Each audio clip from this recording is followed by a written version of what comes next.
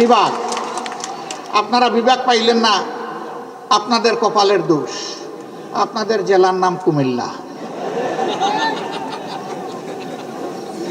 কুমিল্লা জেলাটা কি আমাজন জঙ্গল থেকে এখানে এসে পড়েছে? এটা কি বাংলাদেশের অংশ নয়? মহান স্বাধীনতা যুদ্ধে, 24-এর যুদ্ধে কুমিল্লার কি কোনো ভূমিকা নেই? যদি কুমিল্লার ভূমিকা কুমিল্লা নামেই রাখার সুযোগ থাকে, আজকে কুমিল্লার নামে বিভাগ দিতে অসুবিধা কোথায়? কেন সেটা আটকে রেখেছিলেন? শেখ মুজিবুর রহমান সাহেব দুনিয়া থেকে বিদায় নিয়েছেন, তার সুকীর্তি অথবা তার অন্য কিছু, সেটার মূল্যায়ন জনগণ করেছে, করবে, করতে থাকুক। কিন্তু আপনি ওই জায়গায় জেদ ধরে আপনি কুমিল্লা বিভাগ দিবেন না, একটা জেলাকে তার নাম ধরে অপমানিত করবেন। আপনি বাংলাদেশের প্রধানমন্ত্রী হতে পারেন না।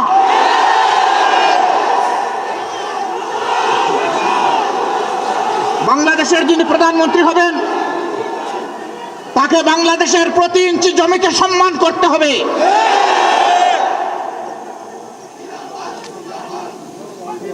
এটা একটা জুলুম, একটা এলাকার লোকদের উপর নিঃসন্দেহে এটি একটি জুলুম। অনেকগুলা জুলুমের মধ্যে এটা একটা জুলুম। আমরা বর্তমান সরকারকে অনুরোধ করব, তার তো সব কিছুই রেডি আছে, আপনারা মেহেরবানি করে তাদের এই হক পাওনাটা কুমিল্লাবাসীকে দিয়ে দেন।